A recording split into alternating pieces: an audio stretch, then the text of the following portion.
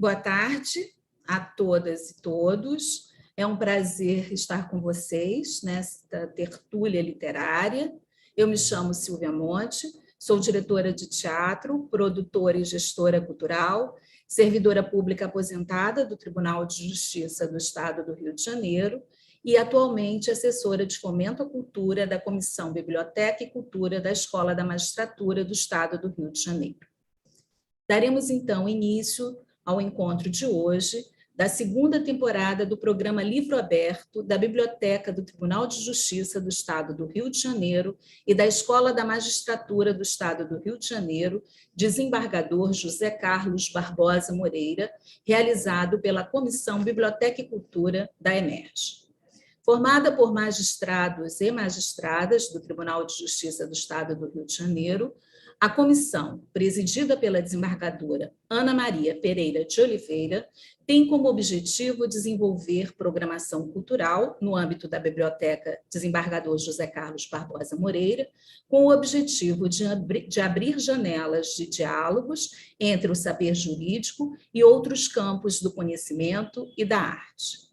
O desenvolvimento na tradicional Biblioteca de Direito do Tribunal de Justiça e da Escola da Magistratura de um espaço dedicado ao conhecimento mais crítico, fundado na literatura e na arte, vem ao encontro do pensamento macro que a EMERGE, sob a gestão da sua diretora-geral, desembargadora Cristina Gaulia, preza na busca pelos direitos fundamentais de acesso à justiça, educação e cultura em prol de uma sociedade mais justa, plural e democrática. Vocês podem ter acesso aos encontros realizados na primeira temporada, na qual o autor reeleito foi Machado de Assis, e os desta temporada no YouTube, canal EMERGE. Neste segundo capítulo do Livro Aberto, estamos visitando a obra de uma das mais queridas escritoras brasileiras, a consagrada contista e romancista Lígia Fagundes Teles. Com 98 anos, completados em abril, Lígia vive na cidade em que nasceu, São Paulo. Como muitos escritores, sua primeira formação foi o direito, mas sua paixão sempre foi a escrita. Antes mesmo de escrever, ela já era uma contadora de histórias. Aprendeu com as suas páginas, quando muito menina, no interior de São Paulo, ela ouvia as histórias de terror que a deixavam com tanto medo, mas ao mesmo tempo fascinada. Venceu o medo quando ela começou a contar as histórias e depois passou a escrever suas histórias e nunca mais deixou de contá-las. Em depoimento sob o título No princípio era o medo, Lígia fala dessa paixão nascida do medo ainda na infância. Abre aspas. Gravar a intenção para garantir a permanência. Era isso? O gesto, a careta, o grito podia se perder, mas a palavra precisava ser guardada, como os vagalumes que eu caçava e fechava nas pequenas caixas de sabonete. Teria nascido nesse tempo o antigo instinto de permanecer, de se valer da arte para assim ficar, resistir à esperança de infinito na nossa finitude. Fecha aspas. Para a sorte da literatura brasileira e nossa, leitores, Lígia persistiu na sua paixão e na sua vocação e recebeu todos os maiores prêmios nacionais de literatura. Foi indicada ao Nobel de Literatura. A consagração definitiva viria com o Prêmio Camões, em 2005, distinção maior em língua portuguesa pelo conjunto da sua obra. Trabalhou como procuradora do Instituto de Previdência do Estado de São Paulo, cargo que exerceu até a aposentadoria. Foi ainda presidente da Cinemateca Brasileira, fundada por Paulo Emílio Salles Gomes. Aquela que pegou fogo, né, gente? Coisa horrível, muito triste. É membro da Academia Paulista de Letras e da Academia Brasileira de Letras. Teve seus livros publicados em diversos países: Portugal, França, Estados Unidos, Alemanha, Itália, Holanda, Suécia, Espanha e República Tcheca, entre outros, com obras adaptadas para TV, teatro e cinema. Da sólida e vasta obra da ficcionista, a Comissão Biblioteca e Cultura escolheu 4 contos para serem lidos e debatidos nos meses de agosto e setembro, iniciando a temporada com O Senhor Diretor. Na sequência, hoje, Venha Ver o Pôr do Sol. Em 16 de setembro, Verde Lagarto Amarelo. E encerrando o ciclo, em 30 de setembro, a leitura de O Menino. No primeiro momento deste encontro, realizaremos a leitura do conto Venha Ver o Pôr do Sol, que faz parte da coletânea Antes do Baile Verde, publicada originariamente em 1970 pela editora Bloch, do Rio de Janeiro, na carona do prêmio recebido pelo conto homônimo, pelo qual Lígia recebeu o primeiro lugar do júri do Prêmio Internacional Feminino para Contos Estrangeiros de Cannes, na França. Antes do Baile Verde, conheceu composições diferentes. Começou com 16 contos, depois passou para 20, hoje apresenta-se com 18. O poeta Carlos Drummond de Andrade, em trecho de uma carta escrita para sua querida Lígia Fagundes Telles, datada de 28 de janeiro de 1966, referindo-se aos contos de Lígia, comenta, abre aspas, sua grande força parece estar no psicologismo oculto sob a massa de elementos realistas, assimiláveis por qualquer um. Quem quer simplesmente uma história, tem quase sempre uma história. Quem quer a verdade subterrânea das criaturas que o comportamento social disfarça, encontra-a maravilhosamente captada por trás da história. Unir as duas faces superpostas é a arte da melhor. Você consegue isso.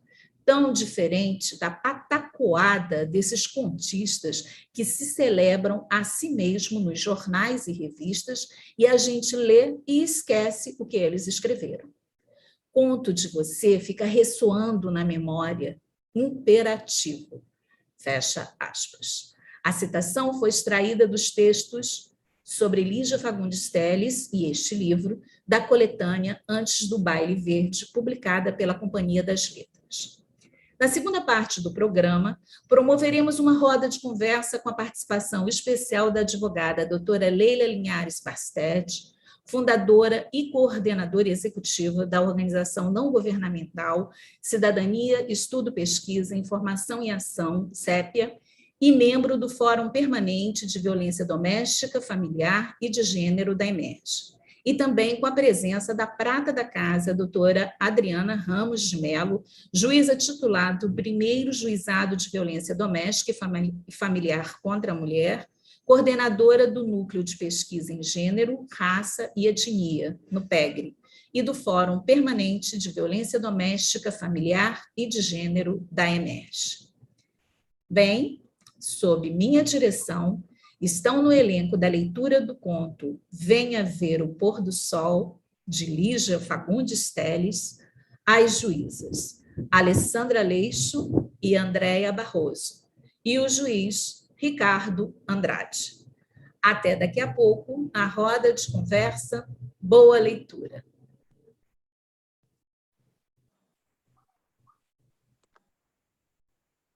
Venha Ver o Pôr do Sol, de Lígia Fagundes Telles.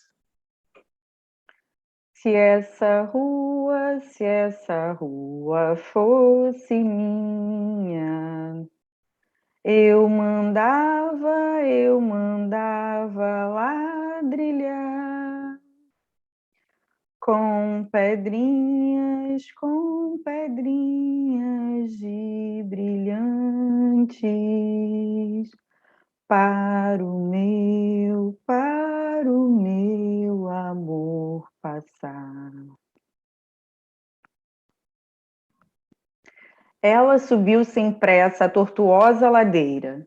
À medida que avançava, as casas iam rareando, modestas casas espalhadas sem simetria e ilhadas em terrenos baldios.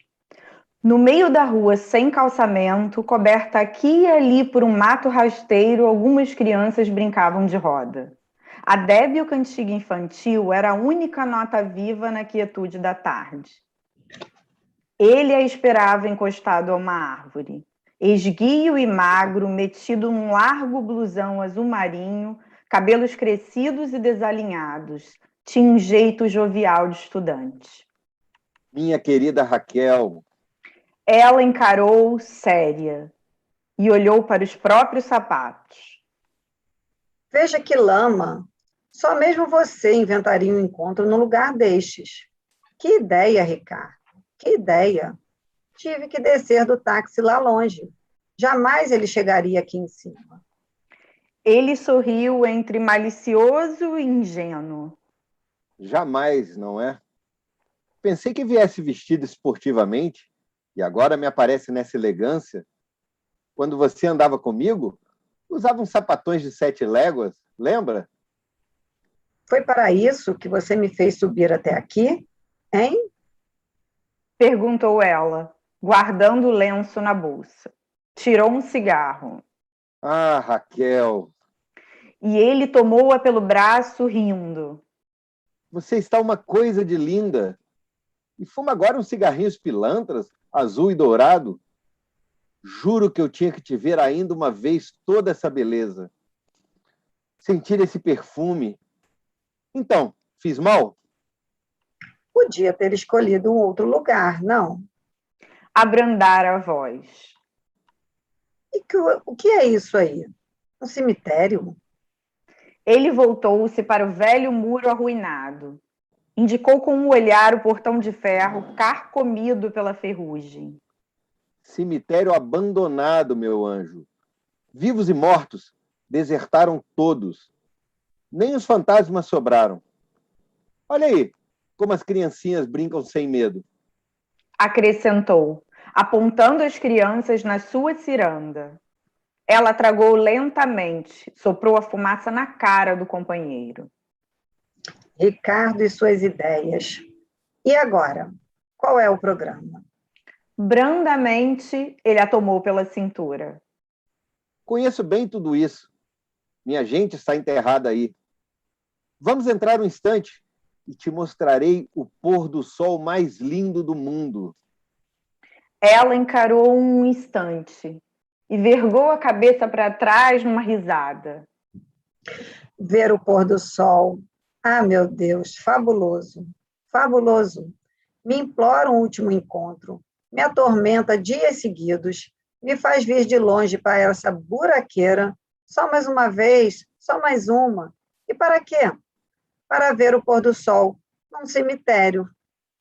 Ele riu também, afetando o encabulamento como um menino pilhado em falta. Raquel, minha querida, não faça assim comigo. Você sabe que eu gostaria era de te levar ao meu apartamento, mas fiquei mais pobre ainda, como se isso fosse possível. Moro agora numa pensão horrenda. A dona é uma medusa que vive espiando pelo buraco da fechadura. E você acha que eu iria? Não se zangue. Sei que não iria. Você está sendo fidelíssima. Então pensei, se pudéssemos conversar um pouco numa rua afastada... Disse ele, aproximando-se mais. Acariciou-lhe o braço com as pontas dos dedos. Ficou sério.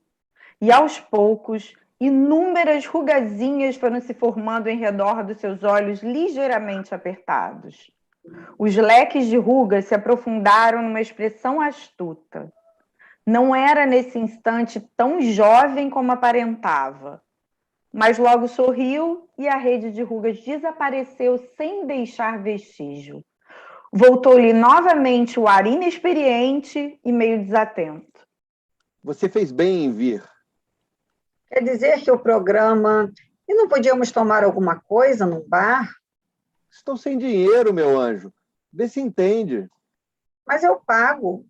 Com o dinheiro dele, prefiro beber formicida. Escolhi esse passeio porque é de graça e muito decente. Não pode haver um passeio mais decente. Não concorda comigo? Até romântico. Ela olhou em redor, puxou o braço que ele apertava. Foi um risco enorme, Ricardo. Ele é ciumentíssimo. Está farto de saber que tive meus casos. Se nos pilha juntos, então sim. Quero só ver se alguma de suas fabulosas ideias vai me consertar a vida. Mas me lembrei deste lugar justamente porque não quero que você se arrisque, meu anjo. Não tem lugar mais discreto do que um cemitério abandonado. Prosseguiu ele, abrindo o portão. Os velhos gonzos gemeram. Jamais seu amigo, ou um amigo do seu amigo, saberá que estivemos aqui. É um risco enorme, já disse. Não insista nessas brincadeiras, por favor. E se vem um enterro? Não suporto enterros. Mas enterro de quem? Raquel, Raquel, quantas vezes preciso repetir a mesma coisa? Há séculos ninguém mais é enterrado aqui. Acho que nem os ossos sobraram. Que bobagem. Vem comigo. Pode me dar o braço. Não tenha medo. O mato rasteiro dominava tudo. E não satisfeito de ter se alastrado furioso pelos canteiros, subira pelas sepulturas, infiltrara-se ávido pelos rachões dos mármores, invadira as alamedas de pedregulhos esverdinhados, como se quisesse, com a sua violenta força de vida, cobrir para sempre os últimos vestígios da morte. Foram andando pela longa alameda banhada de sol. Os passos de ambos ressoavam sonoros, como uma estranha música feita do som das folhas secas trituradas sobre os pedregulhos. Amuada, mas obediente, ela se deixava conduzir como uma criança. Às vezes mostrava certa curiosidade por uma ou outra sepultura com os pais dos medalhões de retratos esmaltados. É imenso, hein? E tão miserável. Nunca vi um cemitério mais miserável. Que deprimente. Exclamou ela, atirando a ponta do cigarro na direção de um anjinho de cabeça decepada. Vamos embora, Ricardo. Chega. Ah, Raquel, olha um pouco para essa tarde. Deprimente por quê? Não sei onde foi que eu li. A beleza não está nem na luz da manhã, nem na sombra da noite. Está no crepúsculo, nesse meio tom, nessa ambiguidade. Estou lhe dando um crepúsculo numa bandeja e você se queixa. Não gosto de cemitério, já disse. E ainda mais cemitério pobre. Delicadamente, ele beijou-lhe a mão. Você prometeu dar um fim de tarde a esse seu escravo. É, mas fiz mal. Pode ser muito engraçado, mas não quero me arriscar mais. Ele é tão rico assim? Riquíssimo. Vai me levar agora numa viagem fabulosa até o Oriente. Já ouviu falar no Oriente? Vamos até o Oriente, meu caro. Ele apanhou um pedregulho e fechou-o na mão. A pequenina rede de rugas voltou a se estender em redor dos seus olhos. A fisionomia, tão aberta e lisa, repentinamente escureceu, envelhecida. Mas logo o sorriso reapareceu e as rugazinhas sumiram. Eu também te levei um dia para passear de barco, lembra? Recostando a cabeça no ombro do homem, ela retardou o passo. Sabe, Ricardo, acho que você é mesmo meio tantã. Mas, apesar de tudo, tenho às vezes saudades daquele tempo. Que ano aquele? Quando penso, não entendo como aguentei tanto. Imagine, um ano. É que você tinha lido A Dama das Camélias. Ficou assim toda frágil, toda sentimental. E agora? Que romance você está lendo agora? Nenhum. Respondeu ela, franzindo os lábios. Deteve-se para ler a inscrição de uma laje despedaçada. A minha querida esposa. Eternas saudades. Leu em voz baixa. Pois sim, durou pouco essa eternidade. Ele atirou o pedregulho num canteiro ressequido. Mas é esse abandono na morte que faz o encanto disso. Não se encontra mais a menor intervenção dos vivos, a estúpida intervenção dos vivos. Veja. Disse apontando uma sepultura fendida, a erva daninha brotando insólita de dentro da fenda. O musgo já cobriu o nome na pedra. Por cima do musgo ainda virão as raízes, depois as folhas. Esta, a morte perfeita. Nem lembrança, nem saudade, nem o nome sequer. Nem isso. Ela aconchegou-se mais a ele, bocejou. Está bem, mas agora vamos embora, que já me diverti muito. Faz tempo que não me divirto tanto. Só mesmo um cara como você podia me fazer divertir assim. Deu-lhe um rápido beijo na face. Chega, Ricardo. Quero ir embora. Mais alguns passos. Mas esse cemitério não acaba mais? Já andamos quilômetros. Olhou para trás. Nunca andei tanto, Ricardo. Vou ficar exausta. A boa vida te deixou preguiçosa? Que feio! Lamentou ele, impelindo-a para a frente. Dobrando essa alameda, fica o jazigo da minha gente. É de lá que se vê o pôr do sol. Sabe, Raquel, andei muitas vezes por aqui de mãos dadas com a minha prima. Tínhamos então 12 anos. Todos os domingos, minha mãe vinha trazer flores e arrumar nossa capelinha onde já estava enterrado meu pai. Eu e minha priminha víamos com ela e ficávamos por aí, de mãos dadas, fazendo tantos planos. Agora as duas estão mortas. Sua prima também? Também. Morreu quando completou 15 anos. Não era propriamente bonita, mas tinha uns olhos. Eram assim verdes como os seus. Parecidos com os seus. Extraordinário, Raquel. Extraordinário como vocês duas. Penso agora que toda a beleza dela residia apenas nos olhos. Assim meio oblíquos como os seus. Vocês se amaram? Ela me amou. Foi a única criatura que... Fez um gesto. Enfim, não tem importância. Raquel tirou-lhe o cigarro, tragou e depois devolveu. Eu gostei de você, Ricardo. Eu te amei. E te amo ainda. Percebe agora a diferença? Um pássaro rompeu o cipreste e soltou um grito. Ela estremeceu. Esfriou, não? Vamos embora? Já chegamos, meu anjo. Aqui estão meus mortos. Pararam diante de uma capelinha coberta de alto a baixo por uma trepadeira selvagem, que a envolvia num furioso abraço de cipós e folhas. A estreita porta rangeu quando ele abriu de par em par. A luz invadiu um cubículo de paredes enegrecidas, cheias de estrias de antigas goteiras. No centro do cubículo, um altar meio desmantelado, coberto por uma toalha que adquirira a cor do tempo. 2 vasos de desbotada opalina ladeavam um tosco crucifixo de madeira. Entre os braços da cruz, uma aranha tecera 2 triângulos de teias já rompidas, pendendo como farrapos de um manto, que alguém colocara sobre os ombros do Cristo. Na parede lateral, à direita da porta, uma portinhola de ferro dando acesso para uma escada de pedra descendo em caracol para a catacumba. Ela entrou na ponta dos pés, evitando roçar mesmo de leve naqueles restos da capelinha. Que triste que é isto, Ricardo. Nunca mais você esteve aqui? Ele tocou na face da imagem, recoberta de poeira. Sorriu melancólico. Sei que você gostaria de encontrar tudo limpinho. Flores nos vasos, velas, sinais da minha dedicação, certo? Mas já disse que o que mais amo nesse cemitério é precisamente esse abandono, essa solidão. As pontes com outro mundo foram cortadas. E aqui a morte se isolou total, absoluta. Ela adiantou-se, espiou através das enferrujadas barras de ferro da portinhola.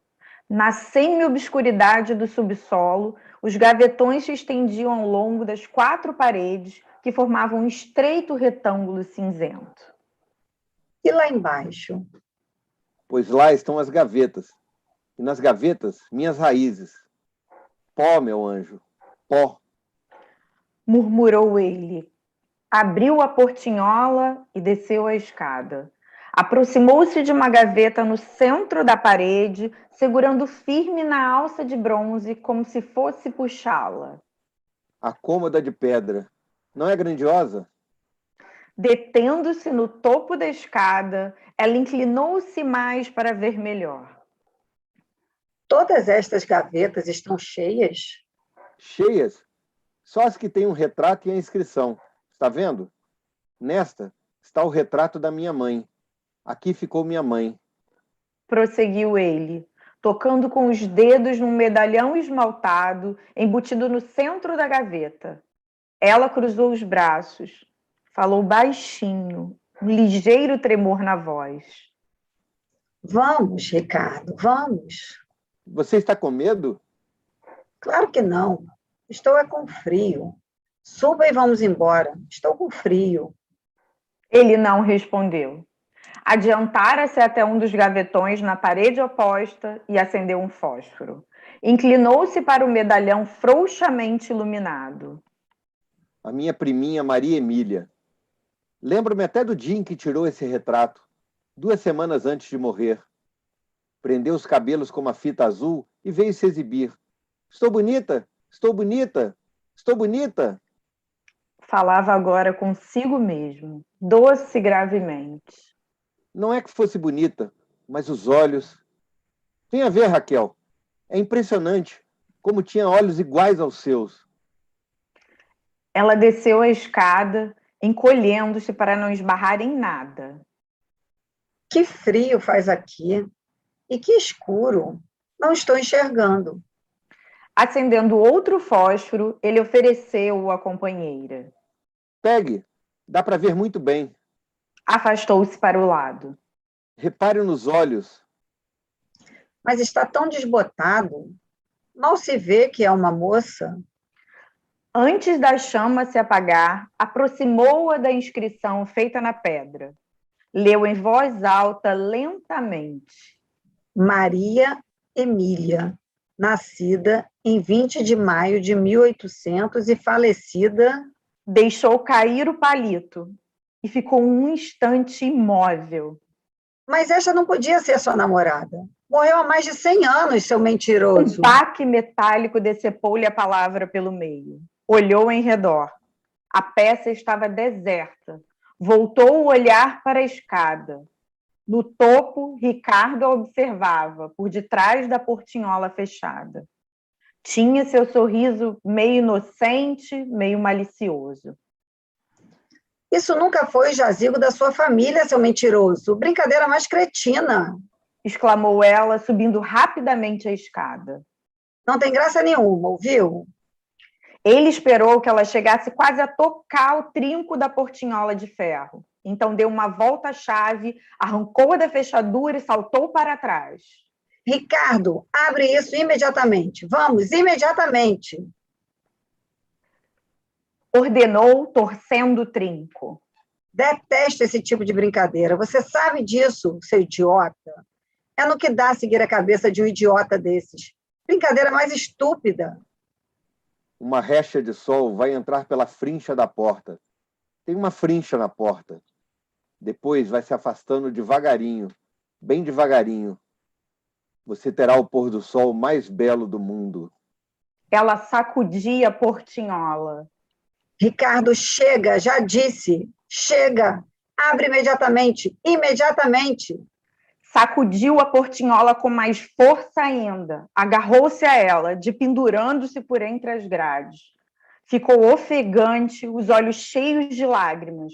Ensaiou um sorriso. Ouça, meu bem, foi engraçadíssimo, mas agora eu preciso ir mesmo. Vamos, abra. Ele já não sorria, estava sério, os olhos diminuídos. Em redor deles reapareceram as rugazinhas abertas em leque. Boa noite, Raquel. Chega, Ricardo, você vai me pagar. Gritou ela, estendendo os braços por entre as grades, tentando agarrá-lo. Cretino, me dá a chave desta porcaria, vamos. Exigiu, examinando a fechadura nova em folha. Examinou em seguida as grades cobertas por uma crosta de ferrugem. Imobilizou-se. Foi erguendo o olhar até a chave que ele balançava pela argola como um pêndulo. Encarou, apertando contra a grade a face sem cor. Esbugalhou os olhos num espasmo e amoleceu o corpo. Foi escorregando. Não! Não! Voltado ainda para ela, ele chegou até a porta e abriu os braços. Foi puxando as 2 folhas escancaradas. Boa noite, meu anjo. Os lábios dela se pregavam um ao outro, como se entre eles houvesse cola. Os olhos rodavam pesadamente numa expressão embrutecida. Não! Guardando a chave no bolso, ele retomou o caminho percorrido. No breve silêncio, o som dos pedregulhos se entrechocando úmidos sob seus sapatos. E, de repente, o grito medonho, inumano. Não! Durante algum tempo, ele ainda ouviu os gritos que se multiplicaram, semelhantes aos de um animal sendo estraçalhado. Depois, os uivos foram ficando mais remotos, abafados, como se viessem das profundezas da terra. Assim que atingiu o portão do cemitério, ele lançou ao poente um olhar mortiço. Ficou atento. Nenhum ouvido humano escutaria agora qualquer chamado. Acendeu um cigarro e foi descendo a ladeira. Crianças ao longe brincavam de roda. Nessa rua tem um bosque que se chama solidão. Dentro dele mora um anjo que roubou meu coração. Antes do Baile Verde, 1970. Lídia Fagundes Telles, Os Contos. Primeira edição, São Paulo, Companhia das Letras.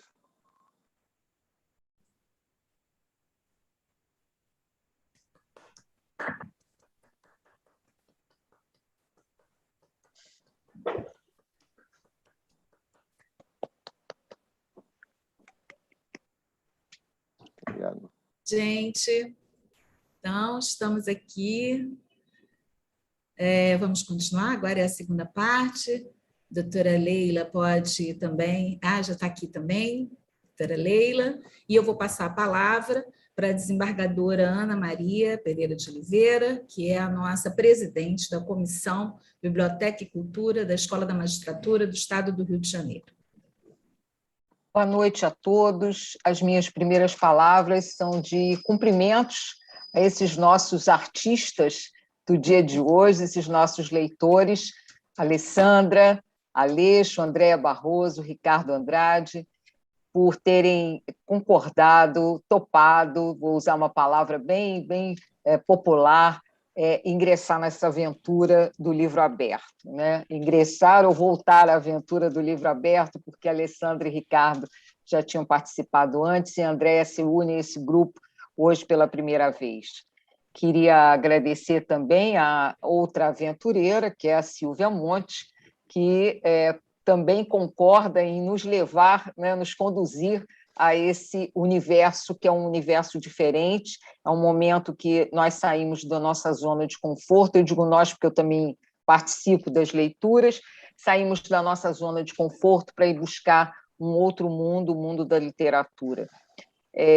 Nós começamos o livro aberto com Machado de Assis, demos um pontapé inicial com um dos maiores, se não o maior escritor desse país, e como não podia deixar de ser, nós estamos chegando nesse segundo livro aberto com uma outra pessoa inigualável nesse país, que é Lídia Fagundes Telles, que está hoje com 98 anos, como a Silvia lembrou inicialmente, e que é uma das mulheres que levou adiante, que chamou atenção para a figura feminina, né, no mundo literário.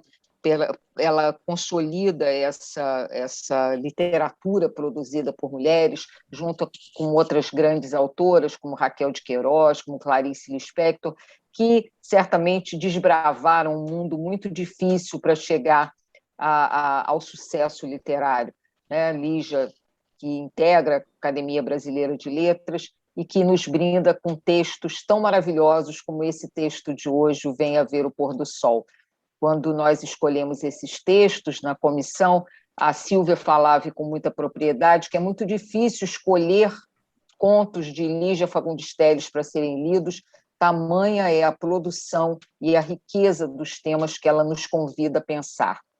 E nesse dia de hoje, nessa nossa roda de conversa, nós ainda temos um outro prêmio para a nossa atividade aqui, que é contar com a presença da doutora Leila Linhares Basted e da doutora Adriana Ramos de Mello, que são mulheres dos quais nós nos orgulhamos muito, porque sabemos do trabalho que fazem em defesa das mulheres, em defesa dos direitos das mulheres e combatendo essa epidemia, vamos dizer assim, não é muito próprio, mas é alguma palavra que muitas vezes eu escuto no sentido de combater tudo isso que acontece com as mulheres como vítimas de violência. E, por isso, a Emerge hoje tem o prazer e a honra de contar com a doutora Leila e a doutora Adriana, que já colaboram tanto com a nossa escola. A doutora Leila é professora emérita da nossa escola, ela integra o Fórum de Violência Doméstica, que é presidido pela doutora Adriana. Então, nós temos hoje aqui uma dupla extremamente talentosa e que vai nos conduzir nessa nossa roda de conversa com suas observações. E eu vou, para terminar, a Silvia fez um breve histórico também de quem é Lígia Fagundes Telles, para a gente se situar no autor. A nossa pretensão não é a de estudar literatura, a nossa pretensão é de ler e trazer para o nosso universo do direito esses textos que nós temos lido, que nós temos estudado de alguma maneira, textos que nos levam a pensar sobre temas que estão no nosso dia a dia como magistrados e que estão na sociedade. Então, a nossa pretensão na Comissão de Biblioteca e Cultura é essa. E Lígia Fagundes Telles, quando indagada se a literatura ajuda as pessoas, ela se referiu ao leitor da seguinte maneira, ela diz: o leitor não sabe, mas ele ajuda, ele me ajuda, ele é meu cúmplice, no melhor sentido da palavra. Então, nós hoje, como cúmplices de Lígia Fagundes Telles, vamos começar a pensar sobre o Venha Ver o Pôr do Sol, esse texto belíssimo, que ficou muito lindo na leitura feita aqui pelos nossos colegas e dirigida por Silvia Monte. Nós vamos, como cúmplices de Lígia Fagundes Telles, pensar sobre esse texto, e vamos pensar sobre esse texto ajudados por essas duas maravilhosas mulheres que estão conosco aqui essa noite. Eu vou começar dando a palavra à doutora Leila Linhares e a gente vai começar essa nossa roda de conversa. Eu queria dizer que uma das frustrações que eu tenho aqui nesse livro aberto é de que as pessoas não abrem seus vídeos, né? E pode ser que a gente hoje, né, consiga cativá-los a abrir seus vídeos. Eu costumo dizer que a gente deixou a nossa farda, né? A gente está aqui, né? A nossa toga está lá um pouquinho de lado, mas a gente parou um pouquinho a nossa tarefa para estar aqui pensando o direito de uma outra maneira, né? Traçando um outro caminho. Então, sejamos todos cúmplices de Lígia Fagundes Telles, mas eu vou começar com a cúmplice que vai nos começar essa nossa condução. Doutora Leila, é um prazer e uma honra recebê-la no nosso livro aberto. A senhora tem a palavra. Liga só seu microfone, acho que seu microfone está desligado. Acho que agora está ligado. Agora sim, está sim, está sim. Muito obrigada, doutora Ana Maria, por essas palavras tão gentis. É um prazer estar aqui hoje, agradeço muito o convite para estar participando aqui com vocês.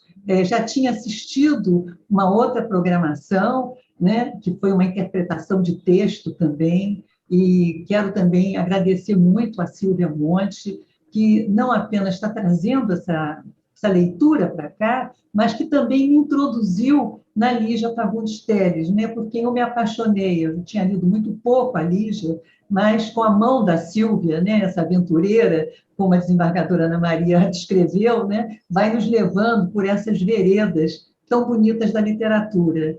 E eu fiquei também muito encantada, né, de ouvir o doutor Ricardo, a doutora Andréia, a doutora Alessandra, narrando essa história, que é uma história de arrepiar na realidade, né? Mas é uma história também tão colada, né, com a nossa realidade, com a nossa história, com a situação das mulheres, no nosso país particularmente, né? Quer dizer, os índices de violência contra as mulheres e, basicamente, os feminicídios, né? Os assassinatos de mulheres. Eu acho muito interessante que a Lígia tenha escrito esse conto especificamente em 1970, né? Porque foi exatamente em 1970, nessa década, que as mulheres brasileiras começaram a denunciar a violência contra as mulheres, né?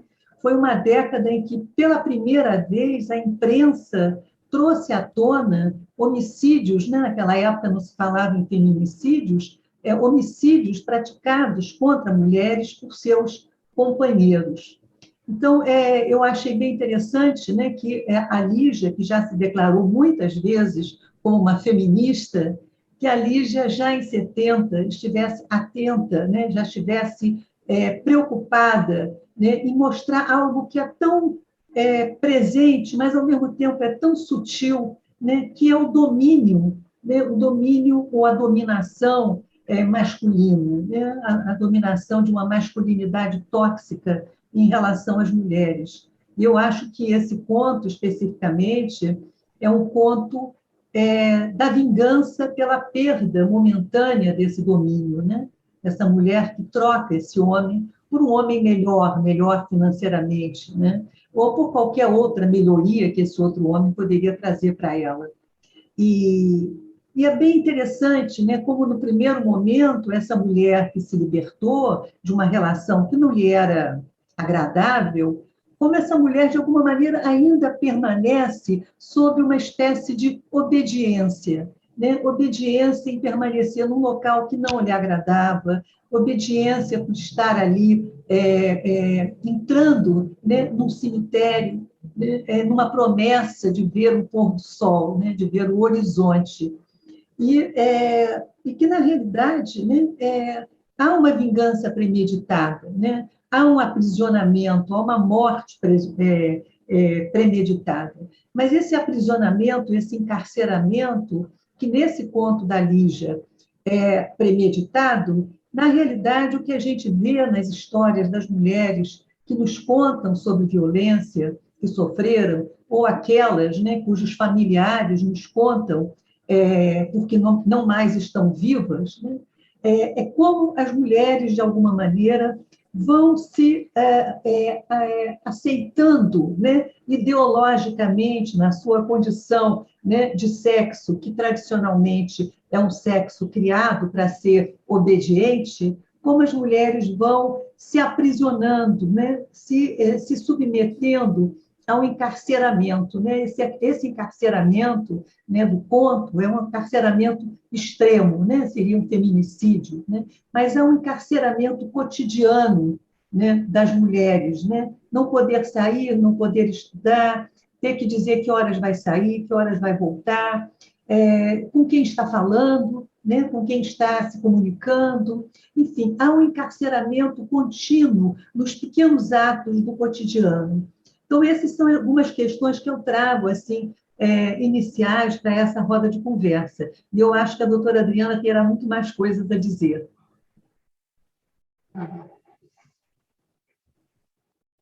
Agora fui eu que fiquei com o meu vídeo, com o meu som aqui desligado. Obrigada pela primeira intervenção. Doutora Adriana, um prazer enorme, minha querida amiga, estar aqui com você essa noite. Seja muito bem-vinda e vamos prosseguir na roda de conversa. E, Silvia, fique à vontade para interferir também e conduzir, porque eu não sou uma boa condutora de rodas de conversa. Mas vamos lá. Adriana, seja bem-vinda também.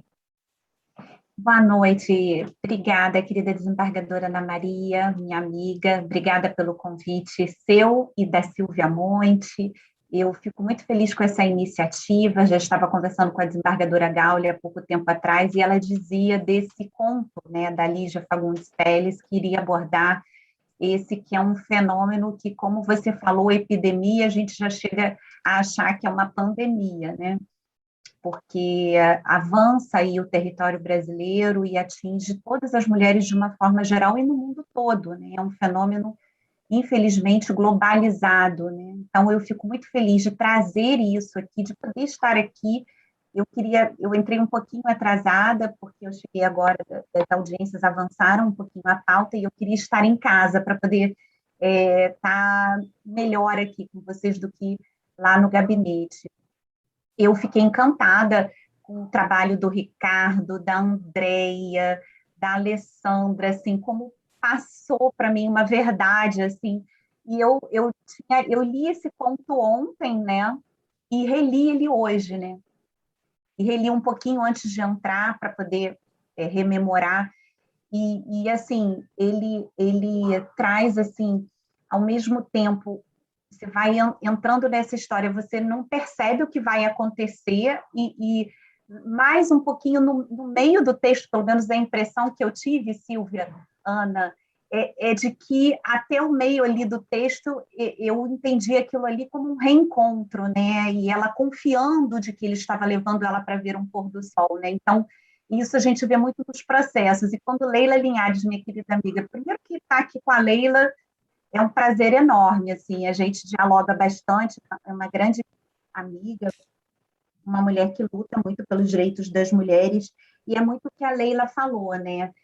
Isso acontece na realidade com as mulheres, né? Então, eu vejo aqui a trajetória da Raquel em muitos dos processos judiciais, né? E grande parte das mulheres que eu vejo, assim, que foram vítimas de feminicídio ou feminicídio tentado, elas não acreditavam, né, que elas poderiam morrer, entende? Elas são crédulas, elas até o último momento, vocês percebem que a Raquel não confiava que nada, ela não acreditava que pudesse acontecer nada com ela. Então, você vai caminhando o texto inteiro, acho que aí que está a beleza, como que a Lígia foi muito feliz nisso, né? Em ela conduz o leitor, assim, a compreender o que a Raquel está sentindo ali, que eu confesso, assim, que eu li, só depois que eu falei assim, ele vai acontecer alguma coisa com ela, né? E a trajetória toda da Raquel tem muito a ver com os casos de feminicídio que a gente vê realmente, Silvia, nos processos. E quando você fez aquela pesquisa para fazer o Por Elas, né, com certeza você, em algum momento, você identifica a trajetória da Raquel com aquelas mulheres do Por Elas, né, que amanhã eu vou ter também a honra de estar participando do debate, amanhã eu já faço convite para quem estiver aqui, amanhã eu vou ter a honra das 15 horas estar aqui.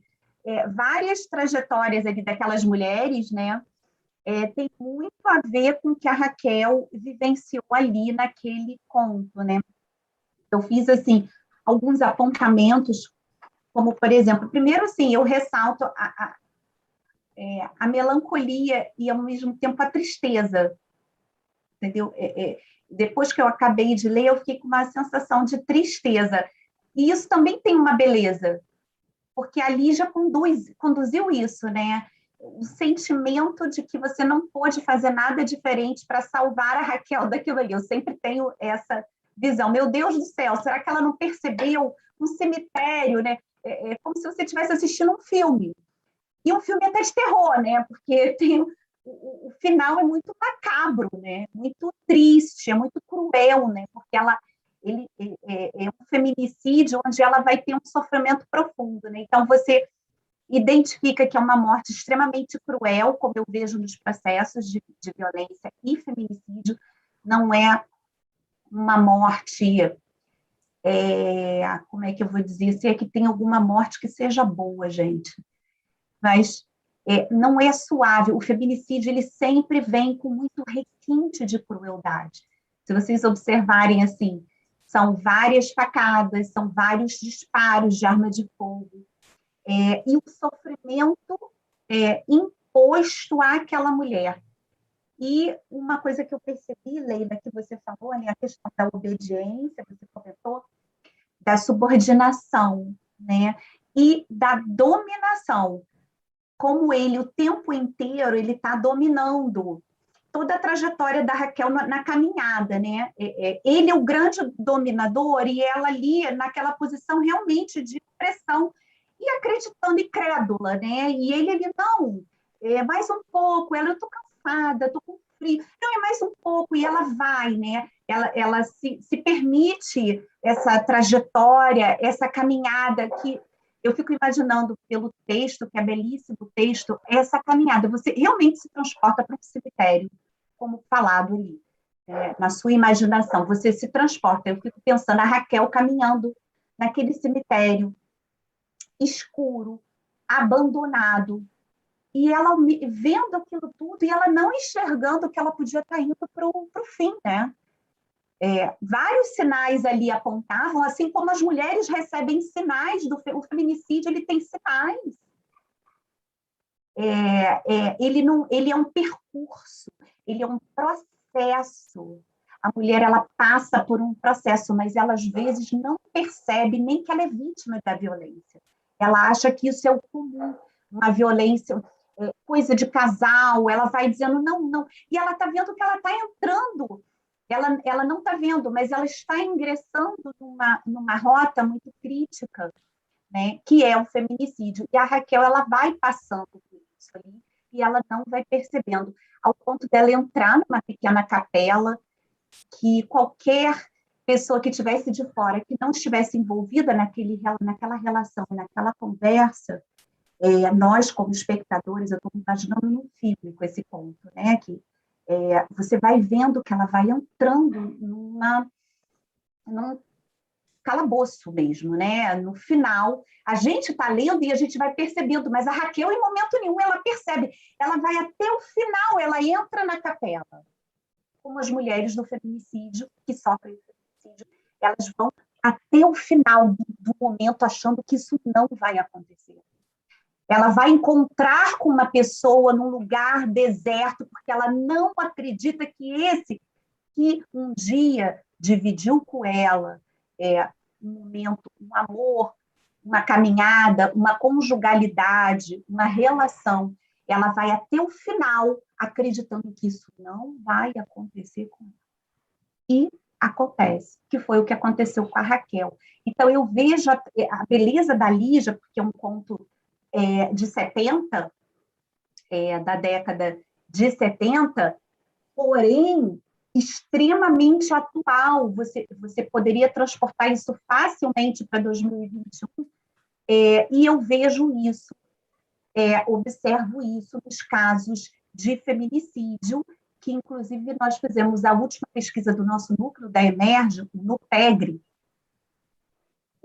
que é essa pesquisa que está disponível no site da Emerge. Estou fazendo uma propaganda, mas é porque basta fazer o download, que é Feminicídio, um estudo sobre os processos julgados pelas câmaras criminais do TJRJ, portanto, é uma pesquisa realizada aqui, onde nós pesquisamos 30 processos de feminicídio julgados por nós aqui no Rio, e você vai ver a trajetória dessas 30 mulheres bem parecidas com a história de Raquel, contada por Lígia de uma beleza e, assim, de uma fineza, e a beleza do conto da Lígia está aí. E eu perceber aqui, como estudiosa desse tema, como que ela retratou em forma de conto a história que acontece todos os dias no Brasil e no mundo inteiro em relação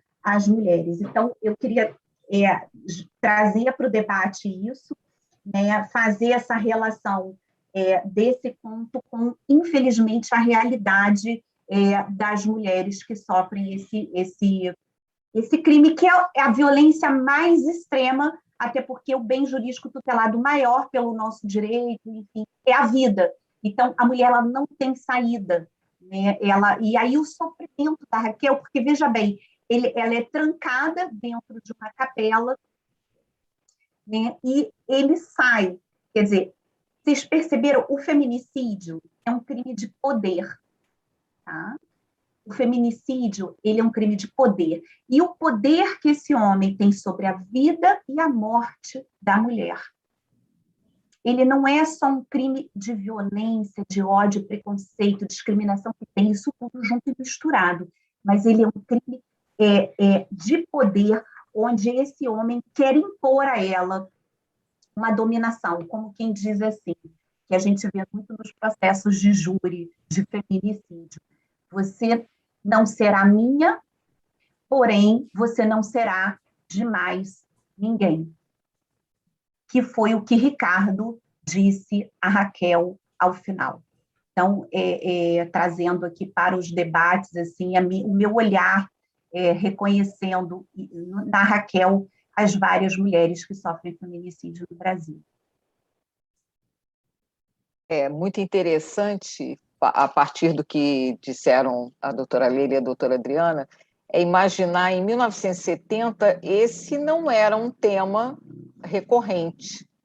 E como como a gente vê acontecer quando a gente começa a ler, né, contos, enfim, romances, como os escritores estão na frente, né? Eles estão vendo lá na frente o que vai acontecer. Então, esse retrato realmente é impressionante e é uma coisa que me chamou muita atenção lendo e agora ouvindo. Essa leitura foi muito interessante. Eu tenho participado de muitas leituras, mas é a primeira vez que eu estou sendo exclusivamente ouvinte, né? Eu não participei não estava com o texto lendo, então eu estava ouvindo. E é interessante como é que ela faz a trajetória desse caminho a que se referiu a Adriana, tudo isso, e o detalhe final de que ela mostra que aquela fechadura era uma fechadura nova, numa janela toda enferrujada, né? numa portinhola lá toda enferrujada. Então, assim, mostrando, né, trazendo claro ali que foi premeditado aquilo, né, que tudo aquilo foi pensado. Então, realmente é genial a intervenção. A forma como ela nos conta, né, que é maravilhosa. Nós temos aqui, eu estou vendo aqui a nossa primeira corajosa do dia, Renata. Renata, um prazer rever você. Há quanto tempo não via você? Seja muito bem-vinda. Estou vendo a nossa Beth Louro aqui, nossa atriz favorita, que está aqui conosco. Já vi aqui umas observações maravilhosas da doutora Comba, que está aqui conosco também, mas está com o vídeo. Doutora Comba Marques Porto, que já participou, já também é uma companheira nossa aqui dessas nossas tertúlias. E fiquem à vontade para fazer as suas intervenções. Beth ligou seu vídeo, não sei se Beth Louro quer falar alguma coisa. E o nosso elenco também. Eu gostaria, você sabe que eu sou falante, né, Ana? Que bom, que bom. Ficar com a boca fechada. Mas, na verdade, eu queria vir aqui dar uma contribuição como juíza de tribunal do júri que sou e que, portanto, convivo quase que diuturnamente com feminicídios, infelizmente, né? Porque é realmente a categoria de crimes que mais aporta aos nossos tribunais do júri, sem dúvida alguma, né? E, assim, em contribuição ao que a doutora Leila falou com relação ao encarceramento, ao que a Adriana falou sobre o crime de poder, eu gostaria de trazer aqui o que me tocou nesse ponto, principalmente, que foi a objetificação da mulher. A sensação que eu tive foi que, ao encarcerar essa mulher, é como se ele tivesse tirado essa mulher da estante dele, o objeto da estante, tivesse colocado num cofre, para que só ele pudesse vê-la ou se comunicar com ela. É como se, bem, se ela não vai ser minha, então ninguém vai ver, ela vai ficar lá. E, a propósito, eu vejo assim, existe um protocolo para investigação de feminicídios que pede para que se observe, como até a Adriana levantou aí, né, que são crimes muito cruéis, para que se observe o modus operandi utilizado naquele crime. Porque é muito comum que se mutile a mulher nas suas partes mais sensuais do corpo. No seio, por exemplo, ou em qualquer outra parte. O conto mostra os olhos verdes dela, né? Que ele está fechando para sempre, né? E outra coisa também interessante, que ele se afasta o suficiente para ter a certeza de que ele calou a voz dela, que ele nunca mais ninguém mais vai ouvir aquela voz, no que ela tem, no que ela deseja, no que ela expressa, no que ela tem de mais íntimo, de mais profundo, o que ela deseja, enfim, né? Então, se você não quer estar comigo, você não pode desejar mais nada, você só tem que me desejar estar ao seu lado. Realmente, o motivo, assim, gente, quase que a unanimidade é o motivo, se não vai ficar comigo, não vai ficar com mais ninguém, né? Então, aí eu vejo realmente, além do encarceramento, que é quase que uma rotina na vida das mulheres, da submissão, também apontada pela doutora Linhares e pela Adriana, eu vejo isso, um objeto que deve ficar trancado só para eu ver, que deve sumir com aquelas partes mais íntimas, no caso do conto, simbolizado pelos olhos verdes, né? E também a questão da voz, calar a voz, né? Que aí a gente vincula com o crime de não só de ódio, como de poder também, né? Invariavelmente, mulheres não só sofrem uma crueldade muito grande, como também essa questão de mutilar partes sensuais do corpo realmente é muito ocorrente nos crimes de feminicídio. Era isso, queria só colocar isso. Eu gostaria de falar uma coisa assim que me ocorreu hoje, né? De perguntar quem é que está narrando essa história, né? Porque essa história só tinha duas testemunhas, a Raquel e o Ricardo, né? Então, isso é Memórias Póstumas de Raquel, ou isso é o próprio Ricardo que está contando para a gente, né? Então, isso foi hoje me ocorreu isso, pensar sobre isso. A outra pergunta que eu acho que a gente sempre se faz quando acontece essas coisas que são inexplicáveis, né? Sempre o trágico é inexplicável, é por que ela foi, né? Por que ela foi a esse encontro? E essa pergunta é muito importante dentro desse processo que a doutora Leila Linhares falou e que a doutora Adriana Ramos falou também. Eu acho que assim, existe uma história que a gente não sabe qual foi a história dessas duas pessoas, mas existe uma história bem complicada. Ela fala que ela sofreu muito naquele ano, e ele diz que ela sofreu porque ela estava muito sensível, porque tinha lido A Dama das Camélias, e pergunta qual é o romance que ela está lendo agora, e ela diz que nenhum. Então, ontem eu estava conversando com o elenco que este homem era um homem culto. Ele lia romances, ele conhecia poesia, ele falava em poemas. O conto ele é todo poético, não só pela narradora, mas pelo próprio Ricardo. E ela parece ser, talvez ele fosse um professor de literatura, mas ele conhece literatura. Ele faz um jogo com os olhos dela, com o jogo da Capitu, né? Olhos oblíquos. A prima tinha olhos oblíquos, ela tem olhos oblíquos, a Capitu tem olhos oblíquos, quer dizer, que é olhos de traição. Então, ele se sente traído por essa mulher, mas ele faz uma alusão a uma personagem de literatura. Então, acho que isso é importante a gente perceber que tipo de...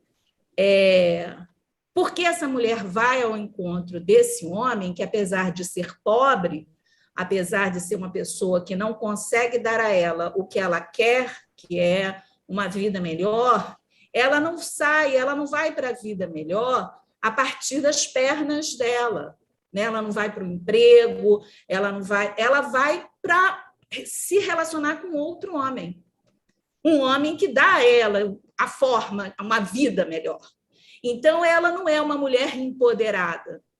E ela volta para dizer isso para ele: olha como eu estou bonita, olha como agora eu não sou mais pobre, olha como agora eu posso ir para o Oriente.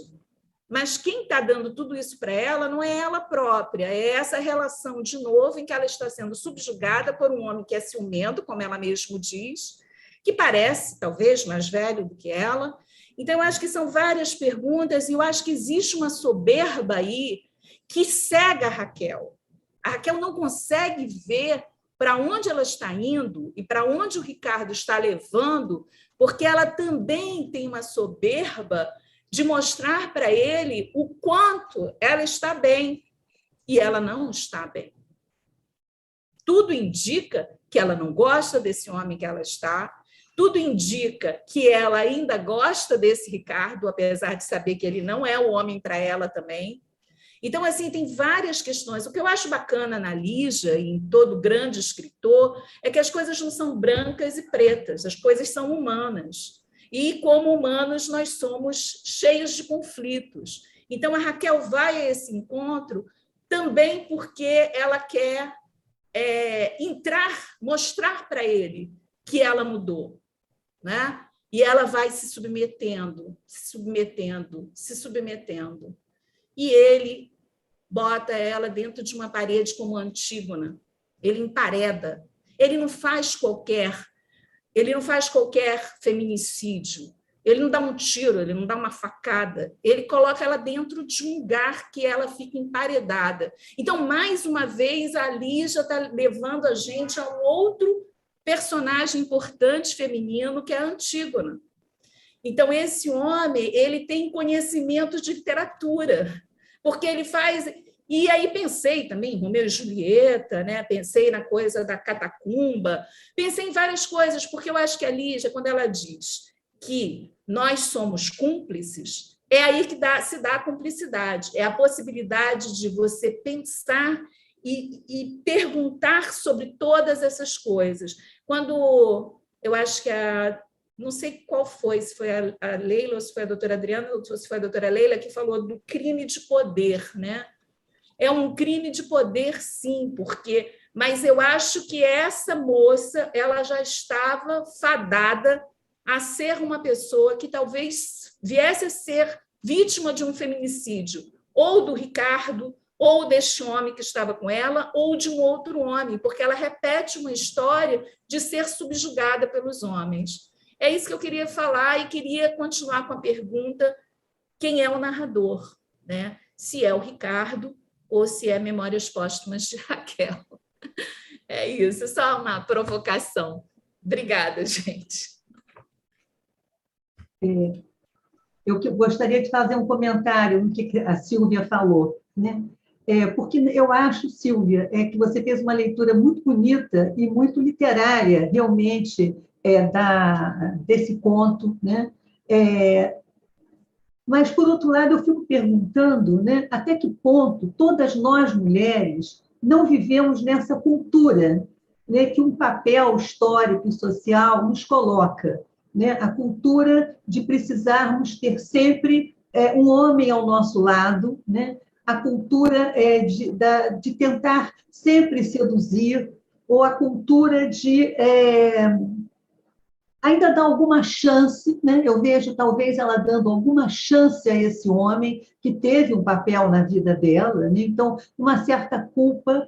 E quando você estava falando, eu me lembrei, há muitos anos atrás, há quase 30 anos, houve uma grande conferência de direitos humanos, né, em Viena, na Áustria.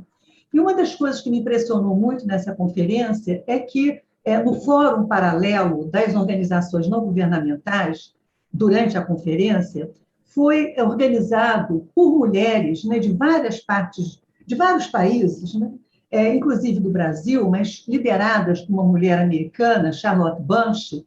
Ela organizou um tribunal dos crimes contra as mulheres. E esse tribunal consistiu em reunir em Viena mulheres que haviam sido vítimas de violência, inclusive tentativas de feminicídio. Aqui do Brasil foi uma moça chamada Maria Celsa. Maria Celsa parece um pouco com a Raquel.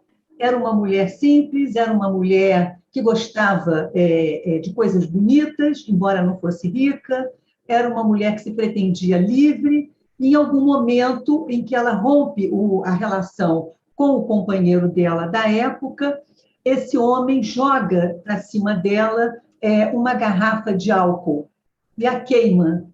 A Maria Celsa ficou totalmente deformada, mesmo depois de várias cirurgias plásticas, né, que o movimento de mulheres conseguiu. Maria Celsa continuou deformada, né? A queimadura foi incrível que ela não tivesse morrido. E Maria Celsa foi, então, para dar o testemunho dela nesse tribunal.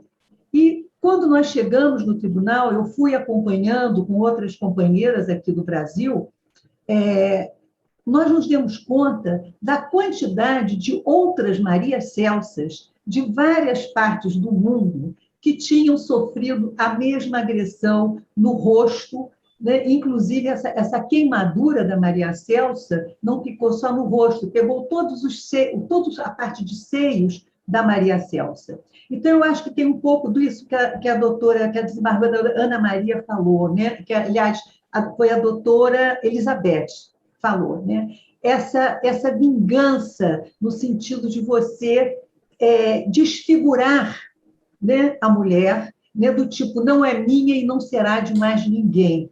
Né? Então, esses olhos verdes, né, ou esses olhos oblíquos, né, de uma suposta Capitu, né? Nunca ficou provado que a Capitu realmente tinha feito nenhuma traição, mas, em princípio, é como se o poder masculino também partisse do pressuposto de que todas as mulheres traem, né? E que, portanto, elas precisam de algum tipo de corretivo, de algum tipo de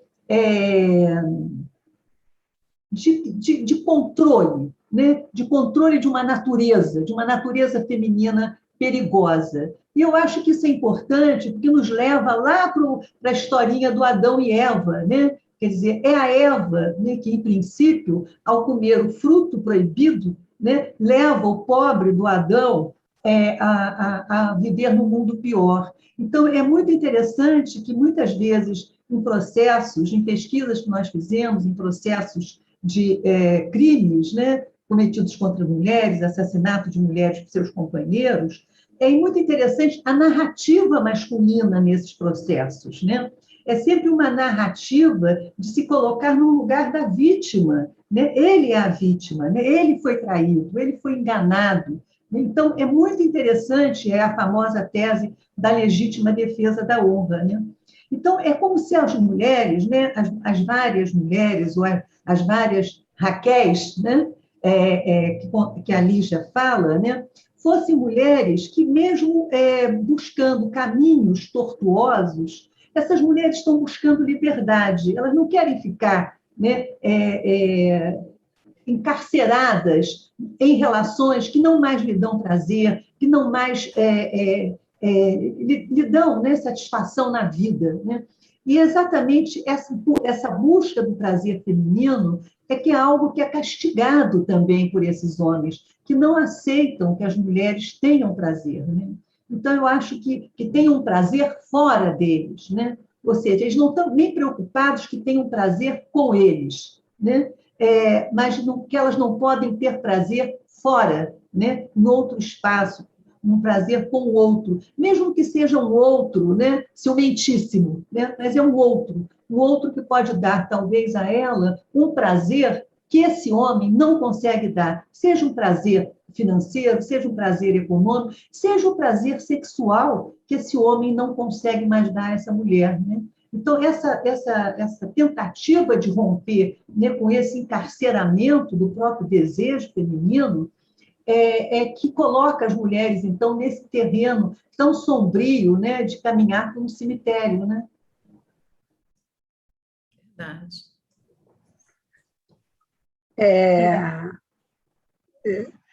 Falando um pouco agora como Raquel, né, depois de poder ter o prazer de participar desse evento, e assim, a primeira leitura, logo depois da primeira leitura, a Silvia perguntou, né, o que vocês sentiram, né? E eu falei angústia, uma angústia assim enorme de ver a Raquel se deixando seduzir. Para mim, ela estava ali completamente seduzida, vaidosa, né, de ver aquele homem que ela já não queria mais, que ela tinha dado fim a um relacionamento, iniciado outro, mas queria mostrar para ele, como a Silvia disse, como ela estava bem, e ele vai seduzindo-a, e ela diz, não, eu estou com frio, eu quero ir embora, isso aqui é feio, é pobre, né? Aquilo tudo que ela estava deixando para trás, indo numa viagem belíssima para o Oriente, com um homem que também devia ser apaixonado por ela, mas ela queria sentir ainda aquele gosto da paixão do Ricardo por ela. E quando ele percebe, eu tive essa impressão, que quando ele percebe que ela não quer ficar, está frio e quer ir embora, ele olha, mas a minha prima e tal, e o que a minha prima tinha de especial, agora eu pensando, eram os olhos, que eram iguais aos seus. Então, e ela só entra, ela está de cima da escada, quando entra na capelinha, olhando de cima, ele, vem cá, vem ver como os olhos dela são iguais aos seus. E aí que ela desce e entra completamente seduzida pela paixão que ela sabe que o Ricardo tem por ela, e ignora todos os sinais de perigo. Eu acho que isso deve ser uma constante nos crimes contra as mulheres, né? De acreditar que o homem está ali seduzindo porque ela é demais, porque ele realmente a ama, e apesar dela não querer, ela quer esse afago na vaidade dela. E aí, pela vaidade, ela se deixa levar e acaba vítima de uma pessoa que estava ali para se vingar, né, de tudo que vocês colocaram muito bem, né, dessa escolha, dessa liberdade, dessa opção dela de não querer mais o Ricardo e arrumar um outro que fosse ciumentíssimo, que fosse o que fosse, mas que era quem ela escolheu e que ela tinha o direito de seguir a vida dela, né? Então, assim, a Lígia, brilhantemente, nesse conto, traça assim, muito bem todas as características de uma relação abusiva na parte dele, que vai culminar no feminicídio, mas também da sedução e da vaidade dela, que permitiu isso, e uma confiança em alguém com quem ela se relacionou, para quem ela se entregou, e que, de repente, ela diz, não quero mais, e ele se vinga premeditadamente, vai lá, coloca uma fechadura nova para trancafiá-la e deixá-la num lugar que é um cofre, né? Como, não sei se a doutora Adriana, a doutora Leila colocou, a doutora Elizabeth, um cofre, né? Como se ela fosse mesmo a joia rara dele, e que mesmo que ela não possa usar, como nós não podemos usar nossas joias numa cidade violenta, ele também não pode usar, nesse caso, por uma opção dela, então deixa ela trancada lá para todo sempre. Mas, assim, muito angustiante. Para mim, a palavra que define o conto é angústia. E Ricardo fazendo Ricardo. Vamos ouvir um homem aqui, né? Só mulheres falando. E aí, Ricardo? Acho que muita coisa já foi falada aqui. Primeiro, eu queria falar para as pessoas que estão nos assistindo, porque muitas vezes, assim, 8 horas da noite, ninguém mais quer ligar o vídeo, já está descansando em casa. A gente tem um chat aqui do lado, que vocês podem colocar aqui as opiniões e fazer colocações. Nós temos aqui já algumas pessoas que colocaram, a própria Elizabeth, a Silmar, né, todas falando aqui sobre a doutora Regina Ventura, agradecendo aqui a Alessandra, depois a doutora Ana Maria, se quiser ler, agradecer a Alessandra pelo canto apresentado, que ela relembrou a infância dela. Então, eu acho importante nesses encontros também usar o chat, né, a gente poder escrever aqui o que está pensando. É isso tudo que foi falado mesmo, na verdade, assim, além da psicopatia toda do Ricardo, né, que tem todo esse problema aqui, isso da sociedade mesmo, né? A gente agora que a gente está começando a mudar um pouco, a gente tinha um Código Civil anterior que a mulher não tinha direito a nada, que o CPF da mulher era o mesmo do marido, a mulher casava, tudo para fazer precisava de autorização do marido, né? Então, isso, a nossa sociedade continua muito com essa estrutura, essa característica, né? E algumas coisas que eu acho muito interessantes no conto, né? Assim, por exemplo, na hora que ele pergunta assim, na época você estava lendo A Dama das Camélias, né? A Dama das Camélias é um livro de uma cortesã francesa que era financiada por homens, né? Assim, então, é interessante essa colocação dela. Por que escolher exatamente A Dama das Camélias como romance que ela estava lendo, né? Achei muito interessante esse ponto assim, da escolha do romance que ela estava lendo na época. E realmente isso que foi colocado, ela não estava feliz com o novo marido, porque ela estava com um novo companheiro, que também a mantinha, mas foi procurar um antigo que já tinha separado há algum tempo, mas ainda tinha toda essa relação doentia, né, entre os dois, que acaba com o crime. E a doutora Comba, que colocou muito bem aqui, né, que o feminicídio é a expressão mais grave do patriarcado, que, de fato, não é um regime ultrapassado, né? Ao contrário, ele se atualiza como software, né? Nossa sociedade continua muito arraigada essa questão do poder masculino, e agora, com a internet, você ofende pessoas de uma maneira absurda, se escondendo através de perfis anônimos, né?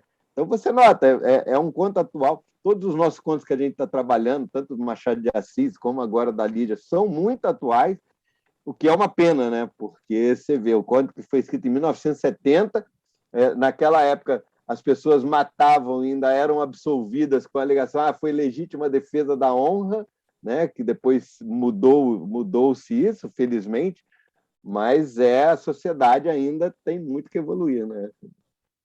É isso. Ricardo, só um acréscimo aqui, essa coisa da legítima defesa da honra, ela não caiu em desuso, como a gente imagina, né? Que agora, recentemente, o Supremo Tribunal teve que novamente decidir algo que é muito claro, né? De que você não pode alegar esse tipo de argumentação na defesa, nem para absolver réu nenhum.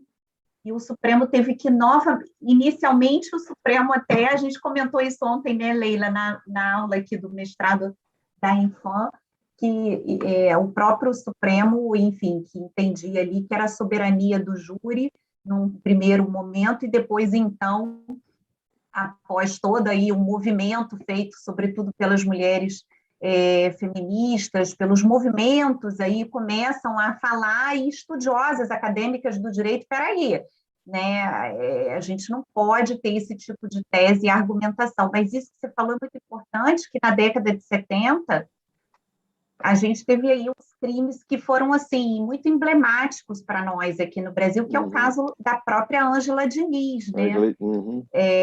Ver como isso foi comentado, como teve toda uma trajetória aí de luta e conquista até ter um segundo julgamento do próprio Dock Street. Isso virou um processo histórico, né, que está aqui no nosso Museu da Justiça, disponível para quem quiser ter acesso, todo o processo, todo o passo a passo, e paralelo a isso, as conquistas, né, e sobretudo aquele slogan, quem ama não mata, a atuação importante do movimento feminista, que eu falo muito isso nas minhas aulas, assim, quase que como tudo que a gente tem hoje, a lei do feminicídio, a lei do Maria da Penha, que completou 15 anos agora, dia 7 de agosto, portanto, a gente está no mês para comemorar a Lei Maria da Penha, mas isso é tudo muito fruto de muita conquista, de muita luta dos movimentos feministas brasileiros, que já vem há muito tempo, como a Leila comenta,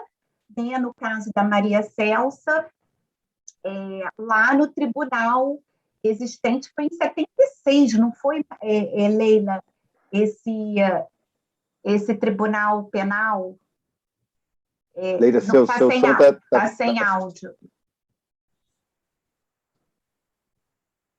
O caso da Maria Celsa foi um caso que ocorreu na década de 80, mas que, enfim, foi um processo longo, né, diversos tratamentos que ela fez, etc., e a denúncia mais internacional do caso dela foi em 93, na Conferência... em 93. Anos. Exatamente. E foi uma coisa que me impressionou muito, né? A Maria Celsa havia sempre tradutores, né? Porque eram mulheres que falavam várias línguas ali naquele momento, e a Maria Celsa, ouvindo as outras mulheres, né? A Maria Celsa caiu num choro, né? Porque ela se identificava, ela sentiu também pena das outras mulheres, né? Que eram casos, né? Que ela até considerou casos mais graves do que o caso dela, né?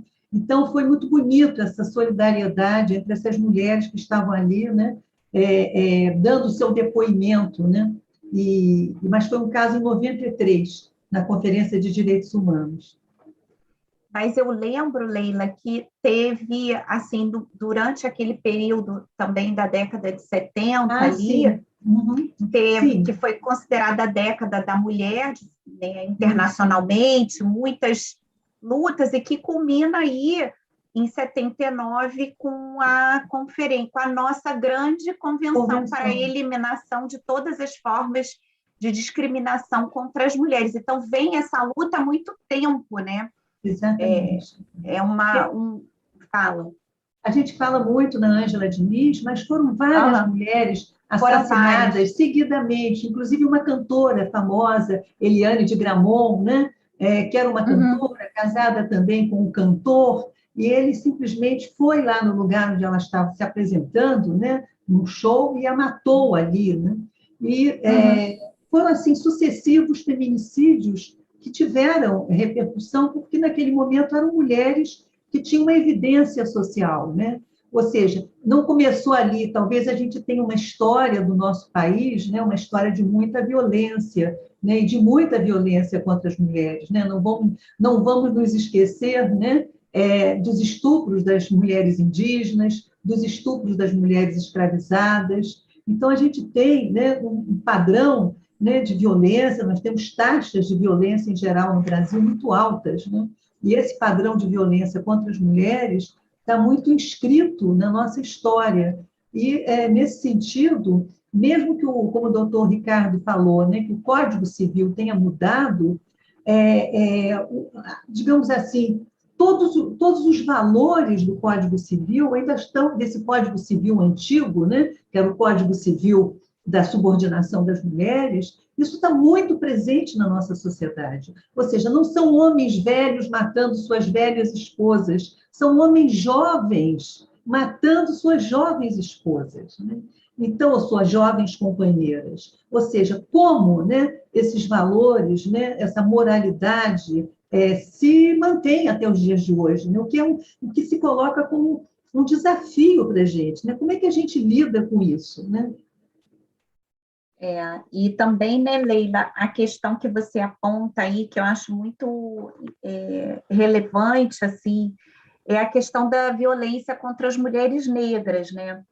É claro que o conto, né, a gente não tem aqui menção, né, a cor e raça da Raquel, mas a gente imagina qual seja.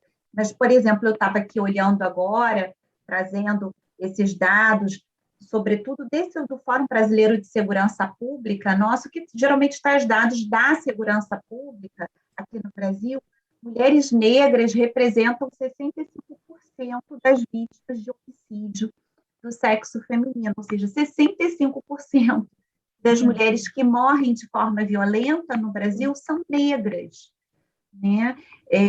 Como isso que a Leila falou tem a ver, e é uma coisa assim histórica, né? Isso muito aí, desde o período colonial, e aí tem os livros da Mary Del Priore e outras historiadoras belíssimas, como Lana Lage e outras tantas, onde a gente vê que a violência contra a mulher no Brasil, ela remonta ao período colonial com a violência perpetrada, né, contra as mulheres indígenas, assim que os colonizadores chegaram, e em seguida com o período da escravidão. E que isso talvez, né, Leila, Ricardo e colegas, isso se perpetue no Brasil. A gente não fez, são as permanências, como diz a minha professora socióloga Vera Malaguti, no mestrado que eu fiz com o meu querido professor Milo Batista, que minhas lentes nunca mais foram, né, eu nunca mais passei a ver o direito como eu via antes desses meus estudos, e eles diziam isso, né? A gente ainda vive algumas permanências no Brasil, né? Desde o período colonial. A gente não fez essa ruptura em relação à questão racial, em relação à questão de gênero, né? A população indígena e dos povos, diria-se, originários, como a gente não preserva, não existe uma cultura de preservar a história no Brasil. Então, isso tudo, Lígia, você vê que esse conto me deixou assim, que é justamente de 1970, a data do meu nascimento. Gente, já revelei a idade até aqui, às 8 horas da noite de quinta-feira, já falei que eu nasci em 1970, quando a Lígia escreve esse conto. E quem diria, né, que eu iria lê-lo hoje, né, 51 anos depois, né, data que nós estamos aqui, para falar sobre os 15 anos, né, Leila, da Maria da Penha, que representou para nós, e representa um divisor de águas no Brasil, na proteção das mulheres que vivem em situação de violência. Então, assim, é bem simbólico isso, essa coisa de 70, e de um tema que, na verdade, já existia, né, porque o feminicídio ele não é da década de 70, o feminicídio ele acontece no Brasil, pelo menos, desde o período colonial, né, quando eles podia ser, não ser o feminicídio, poderia ser o que a Rita Laura Segato, a nossa antropóloga, fala, quase um feminogenocídio, né? Que é a morte de mulheres pela sua condição de mulher e de forma a exterminar as mulheres, né? Que eu acho que no primeiro momento, se você for parar para pensar o que fizeram com as mulheres no Brasil naquele período, enfim, eu fico assim divagando aqui, gente, já estou falando, podem me interromper, senão eu sou muito falante. Eu só queria falar uma coisa, dar uma informação, eu não tenho a informação completa, mas o Antes do Baile Verde, que é essa coletânea, na verdade, primeiro, no início, né, era um conto, Antes do Baile Verde, e que foi premiada, né, ganhou um prêmio em Cannes como o melhor conto, e a partir daí foi publicada, né, acho que eu falei isso na introdução, foi publicada uma coletânea pela Bloch, com o nome do conto, Antes do Baile Verde, com vários contos, pela primeira vez em 1970.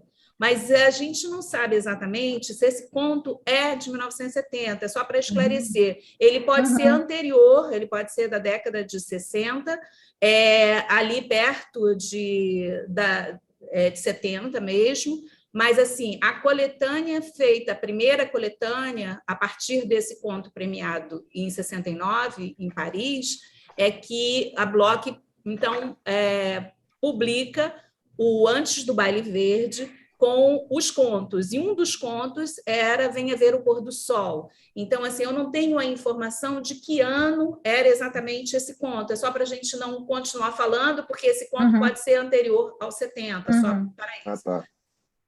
Com relação à questão que a gente também vem falando, né, aqui, quando a Comissão Biblioteca e Cultura pensou nos contos da Lígia, os contos de Lígia Fagundes Telles são mais de 85 contos, eu acho que é em torno disso, e são diversas coletâneas. E como escolher, né? E eu propus à desembargadora Ana Maria que esse conto fosse lido justamente em agosto por causa desse tema, né, dos 15 anos da Lei Maria da Penha, porque eu acho que esse conto dialoga com essa questão do feminicídio, dialoga com essa questão da mulher. Então, assim, nada é ao acaso, né? Eu acho que isso que a doutora Adriana falou, a gente está aqui 51 anos depois, no caso dela, né? Discutindo esse conto, porque esse conto ele realmente nos toca profundamente diante da realidade ainda muito avassaladora dessa questão, né? Que continua, né? Que a cada dia é pior, né? E ontem a desembargadora Ana Maria disse que, coincidentemente, nesse final de semana, um casal que estava se reconciliando, não sei se já eles foram ver um pôr do sol e que sumiram os dois. Então, a gente não sabe dessa história, né? A gente não sabe onde termina essa história, tomara que eles terminem bem, que não tenham... Mas, assim, é inimaginável que também sejam Venha Ver o Pôr do Sol da Lígia, né? A gente já pensa que pode ser alguma coisa do gênero, porque a gente está tão acostumada a ver isso o tempo todo, que quando a gente vê uma história como essa, a gente já pensa, ai, não, pelo amor de Deus, é um feminicídio, é alguma coisa que já foi, né? Então, eu acho que a gente realmente, a literatura, ela dá a chance da gente pensar essas questões e a gente, né, doutora Leila, que tem lido a Lígia Fagundes Telles há um ano que a gente está lendo, ela tem vários contos que ela fala sobre isso, sobre essa questão da mulher, né, da condição da mulher. A gente começou com o senhor diretor, né, que ela fala de uma mulher extremamente reprimida, de uma mulher extremamente que não pôde exercer o seu desejo. Então, assim, eu acho que a gente vai continuar com Lígia, vai continuar falando sobre mulheres, né? Vai continuar falando sobre essa situação. Só queria lembrar essas duas questões, que eu acho que assim, a gente lembrou dos 15 anos, não dá para não lembrar, né, dessa lei tão importante na defesa dos direitos da mulher.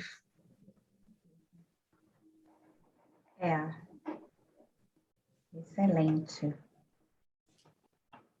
Alessandra está muito quietinha hoje, pensativa, cantou aqui para nós, numa voz meiga, como disse, arrasou. Vamos fazer um musical, Alessandra, vamos fazer um musical agora. Silvia conseguiu fazer milagres de fazer eu cantar, mesmo que um pedacinho. Silvia consegue fazer milagres. Por Elas, conseguiu fazer, né, um monte de juízes interpretarem personagens online do jeito que dava na pandemia, mas esse conto... Então, o Por Elas, que amanhã até vai ter a reexibição do Por Elas, primeiro, assim, agradecer de tudo, desde o Por Elas, e depois eu acabei entrando nesse grupo maravilhoso e venho participando sempre que me convidam. E eu também fiquei, esse conto realmente, como a doutora Adriana disse, essa crescente porque ele é surpreendente. Realmente, a gente começa a ler, parece um passeio, um reencontro. Não dá para saber, até a Silvia falou que não dá para saber se eles eram... Se quando ela o conheceu, ela já estava com outro homem, porque tem uma fala em que ela diz que se ele soubesse dos casos, que é mais um caso do caso dela, então dá a entender que talvez ela já quando ela ficou com ele, ela já estivesse com o outro, ao mesmo tempo não dá para saber. E também tem esse fato da Silvia ter dito que se ele for o narrador, ele também pode estar dando a versão dele, né? Que nesse aspecto também a gente não dá ainda. Tem até uma aqui que eu estou vendo, Silmar, que falou que, Silvia, para mim o narrador é o Ricardo, conhecedor das memórias e do espaço físico, com todos os detalhes e que faz com que nós, leitores, caminhemos e assistamos seduzidos a todo aquele episódio de terror e de angústia. Então, tem uma opinião aqui, que realmente, eu que fui a narradora, né? Ele dá todos os detalhes e é uma crescente. Até eu lendo, apesar de ter lido inúmeras vezes, exatamente, e até depois de ter feito também o Por Elas, são sempre mais ou menos os meios... mudam as situações, mudam as mulheres, muda a classe social, muda os locais, mas essa crescente da violência são os pequenos atos que as mulheres, na maioria das vezes, não percebem mesmo. É o que acontece no dia a dia das varas de violência doméstica e nos tribunais do júri, mas que a gente vê né, na peça da Silvia e também no conto, que apesar de ter sido escrito em 1970, até anterior a isso, como disse o Ricardo, infelizmente é muito atual, mostra mesmo o que vem acontecendo até nesse período de pandemia. A doutora Adriana, que trabalha né, todo dia com isso, que vem aumentando e que vem, né, a gente está tentando fazer várias campanhas, até mesmo dentro do tribunal. Tem o comitê, né, o comitê que foi criado. Então, tem várias campanhas de violência para tentar diminuir essa situação, essa crescente. E a gente, quando a gente se via sempre de longe, e acabou que também eu acabei pessoalmente, né, por uma grande amizade, vivenciando muito de perto, né, uma situação de violência doméstica numa pessoa muito próxima mesmo, e aí isso até me instigou, apesar de não trabalhar nessa área, a tentar ajudar, a participar mais, a tentar, né, abrir os olhos, conscientizar da forma que a gente pode, que até quando foi feita a peça, e aí houve convite para a gente participar, a gente tenta da maneira que pode, porque infelizmente é a realidade que a gente vivencia até hoje. Que a gente espera que melhore e que a gente consiga, com trabalhos, né, tão bonitos igual a da doutora Leila, da doutora Adriana e de tantos outros, que a gente consiga dar uma luz para tantas pessoas que precisam, né, de enxergar esse círculo, conseguir sair desse círculo de violência, romper essas barreiras para poder conseguir uma luz. E você vê que não são casos pontuais, né? É uma questão estrutural mesmo, está tudo muito errado, a gente precisa mudar a sociedade para tentar melhorar isso. Né? É um trabalho de formiguinha, né, que elas vêm fazendo no dia a dia, são vários projetos muito bem-sucedidos, esses fóruns, essas discussões, eu acho brilhante o trabalho, assim, parabéns pelo trabalho, e o que a gente pode, né, no mínimo que a gente pode ajudar, sempre muito gratificante poder participar. E agora, aproveitando o gancho do que a Alessandra disse, né, da colaboração, acho que um projeto como esse, do livro aberto, através da literatura, abriu os olhos, né, para que as mulheres que passam por certas situações e que se deixam seduzir, porque esse conto, de maneira tão sutil, vai mostrando a sedução proposital para levar uma vítima até a morte, né? E ela estava ali, passeando no cemitério, achando estranho, não gostando do ambiente, sentindo frio, mas, ao mesmo tempo, ouvindo ele falar dos olhos dela, e a prima final, o que tinha de interessante era o que parecia com ela. Então, acho que a arte também tem muito esse papel de despertar o conhecimento do ser humano, né? Então, enxergar por trás daquelas atitudes, às vezes, de uma relação que a pessoa está envolvida, que já se repetiu, que já aconteceu, né? E você está vendo a história de outra e, com isso, pode abrir os próprios olhos e reconhecer uma situação que pode levar a um perigo maior.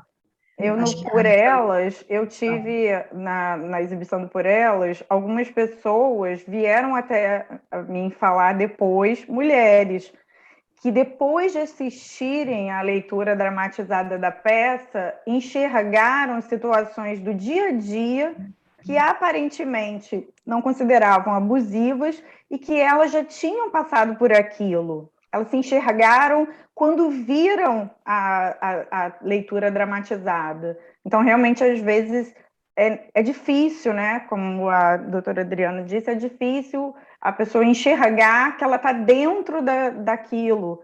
E até ela, né, a doutora Leila também disse, para poder ela enxergar e conseguir, de alguma forma, reagir. Eu ia falar uma coisa aqui, que o Ricardo Leite Lopes, que é o autor também de Por Elas Comigo, está por aqui. E avisar também que amanhã nós vamos apresentar o Por Elas, às 15 horas, pelo YouTube, e depois nós teremos uma roda de conversa sobre a peça com o elenco de magistradas e magistrados e com a participação especialíssima na roda de conversa da doutora Adriana Ramos de Mello. Todos e todas estão convidadas para esse debate, né, desembargadora Ana Maria? A gente está fazendo num horário no meio da tarde, porque a gente também quer que outras pessoas de fora do Brasil possam participar, né, ver a peça. E aí é isso, eu me lembrei de a gente fazer a propaganda. Queria também lembrar que o livro aberto continua, da Lígia. A gente vai fazer no dia 16/9 o conto Verde Lagarto Amarelo, e para mim é uma preciosidade. História de dois irmãos. E em 30/9, O Menino. Ah, então, só lembrando isso, e vocês fiquem atentos, vocês podem se inscrever pela Emerge, podem se inscrever para os contos todos, tá? Não precisa assim, eu tenho que me lembrar, não. Se vocês se inscreverem, a Emerge vai lembrar vocês, porque vocês vão receber já o link, já vão receber o e-mail, tá bom? Então, é só para lembrar que vocês podem fazer a inscrição desde já, quem se interessar. E por elas a mesma coisa. O Por Elas vai ser aberto no YouTube, então não precisa fazer inscrição. Agora, para a roda de conversa, tem que fazer inscrição para poder estar com a gente no Zoom, tá bom? Desembargadora Ana Maria, desculpa aí, eu tomei sua palavra, que acho que você ia falar agora. Não, eu ia falar sobre isso, eu ia fazer a propaganda, óbvio, mas eu estava aqui escutando, quando a Andréa começou a falar sobre a importância, né, de eventos como esse, né, da gente buscar na literatura, eu estava pensando exatamente nisso e vendo que é uma forma, eu acho que a gente tem tantas coisas que podem ser feitas a partir, né, dessas leituras, essa discussão que a gente está tendo aqui, esse debate, essa cumplicidade com a Lígia, e a gente, isso também para a formação dos magistrados, né, usar a literatura para trazer os contos, enfim, o que os escritores viram na nossa frente, né, para nos fazer refletir.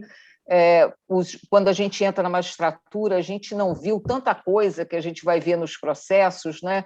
E a literatura a literatura, o cinema, a arte em geral são grandes parceiros para isso. E eu ouvi muito aqui se falar em sedução. E aí eu me lembrei o seguinte: a Lígia nos seduziu também, porque quem abre um livro e vê um título de um conto, Venha Ver o Pôr do Sol, jamais vai imaginar que vai ter um conto angustiante, como eu ouvi aqui, né? Um conto com terror, né? Com medo, com sofrimento.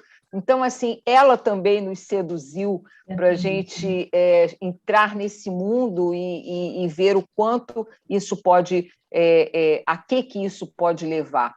E a Alessandra também lembrou bem, todos nós temos o impacto de ter vivido e visto muito perto de nós caso de feminicídio, e isso mostra para nós, e é importante todas as mulheres, nós mulheres, pensarmos isso, essa questão independe de faixa etária, independe de condição social, independe de capacidade intelectual, de conhecimento, independe porque não está ligado a nada disso. Então, a gente tem, assim como a gente tem a mulher semi-analfabeta que não conseguiu perceber que estava se envolvendo, né, sendo seduzida, a gente também tem alguém que estudou e que tinha a condição de ver tanta coisa que a gente também se pergunta como não percebeu, né? Como não viu em que enredo estava colocado. Então, assim, a literatura, e é esse o objetivo da literatura neste momento do livro aberto,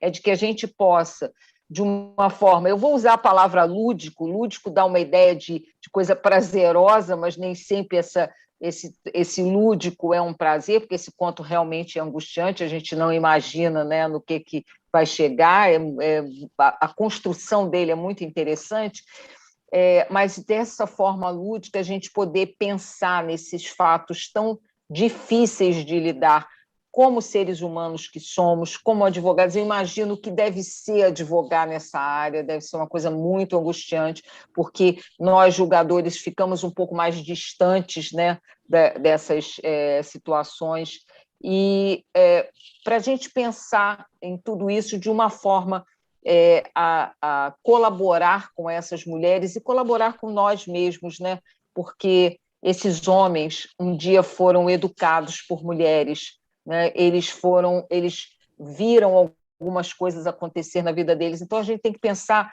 em tanta coisa que 2 horas de evento não dá para a gente pensar tudo.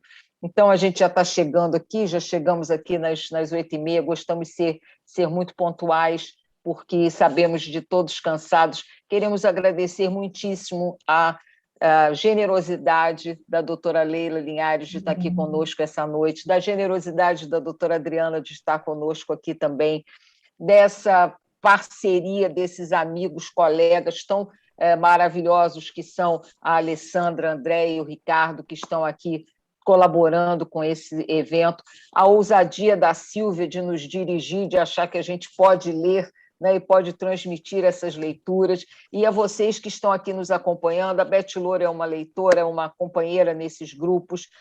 Eu vi passar por aqui também a doutora Aglaé, que também esteve aqui conosco semana passada. Então, assim, sejam sempre muito bem-vindos, embarquem conosco nessa nossa aventura de ler e de pensar os problemas das mulheres, dos homens, das pessoas, dos seres humanos, a partir da literatura. Amanhã a gente vai ter, então, o Por Elas. O Por Elas, para quem não viu, é um espetáculo também surpreendente, muito bem bolado, não é porque a Silvia está aqui, o Ricardo está escondido aqui também, que é um texto maravilhoso, que foi extremamente bem dirigido e interpretado por essas meninas e meninos, por esses leitores que vocês vão poder ver amanhã. E depois a nossa roda de conversa.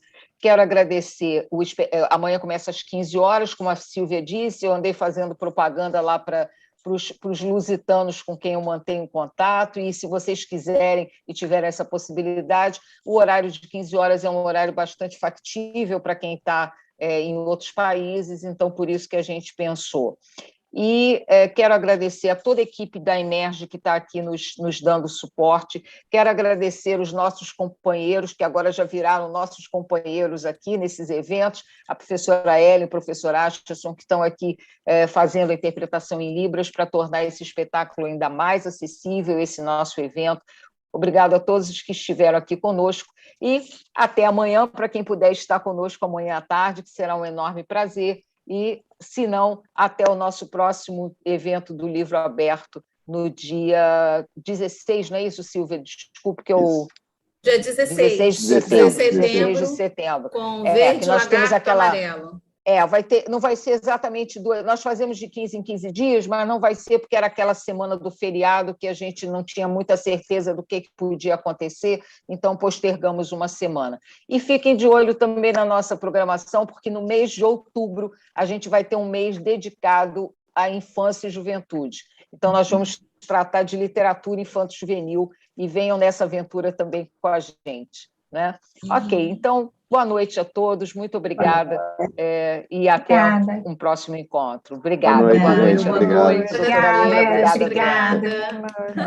Beijo, obrigada, Ana. Obrigada, Leila, colegas. Silvia. Obrigada. Boa noite. Obrigada, elenco. Arrasaram, hein? Arrasaram mesmo. Muito bom. Obrigada a você pela direção. Obrigada, gente. Tchau.